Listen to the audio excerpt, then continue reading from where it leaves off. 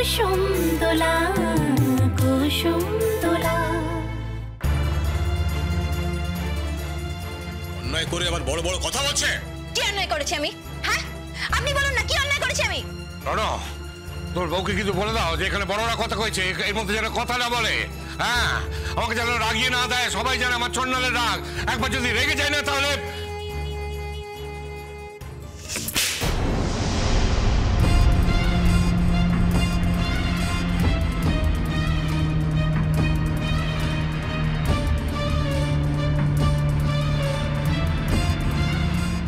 আচ্ছা বাবা, ঠিক আছে, দরকার নেই, আমি কিচ্ছু বলবো না।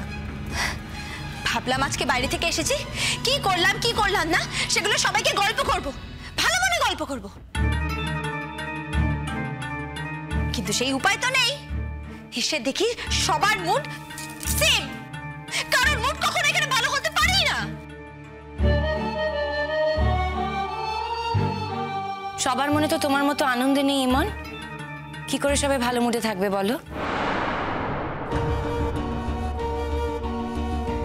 এই তো মাত্র কদিন আগে এই বাড়ির একজন ছেলে নিখোঁজ হয়ে গেল, তার কিন্তু এখনো কোনো খবর পাওয়া যায়নি।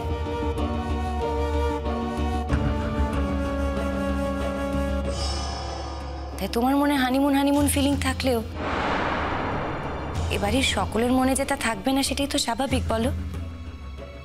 আশা করি এটা তুমি বুঝবে, আর এটা বুঝে আলটপকা দুম করে কোনো মন্তব্য করে বসবে না।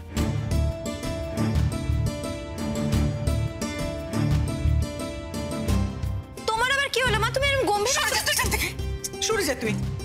প্রত্যেকটা বাড়ির একটা নিয়ম কানুন থাকে মন, সেটা মেনে চলতে হয়। তোর বাবার শিক্ষার এত গল্প করিস, অথচ উনি যে তোকে এই সমস্ত শেখার নিয়ে আমি ভাবতেই পারি না। আচ্ছা বেশ, উনি তো পুরুষ মানুষ, উনি যদি নাও শিখিয়ে থাকেন, এই বাড়িতে তো কম দিন হলো না তোমার।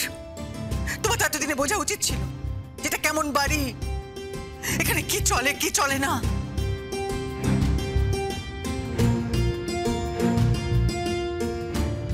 কোথায় ছিলে এতক্ষণ সন্ধ্যাবেলা পর্যন্ত? বাইরে বাইরে কেন ফিরে আসিসনি সঙ্গে সঙ্গে? ভর্তি হওয়ার পরে কেন চলে আসিসনি বাড়িতে? কেন এবং কেন প্রত্যেকটা দিন আমাকে তোকে নিয়ে এত কথা শুনতে হবে কেন বলতো? তুমি এত কাঁদছো কেন মা? আর এত চিৎকার করে কথা বলছো কেন? তুমি নিজে শুনতে পাচ্ছ তুমি কত জোরে চিৎকার করছো? বাবা, কানের মাথা খেয়ে দিল একেবারে। মা, এই কথাগুলো তো তুমি একটু আস্তে বললেও পারতে। বাচ্চাটা করতে হবে না, থাক। একটা দিন ও সন্ধ্যে 7:30 আমার সঙ্গে বাড়ি ফিরেছে, তাও প্রথমবার। তাতে এই বাড়িতে কি এমন অসুবিধা হলো সবার আমি তো বুঝতে পারছি না।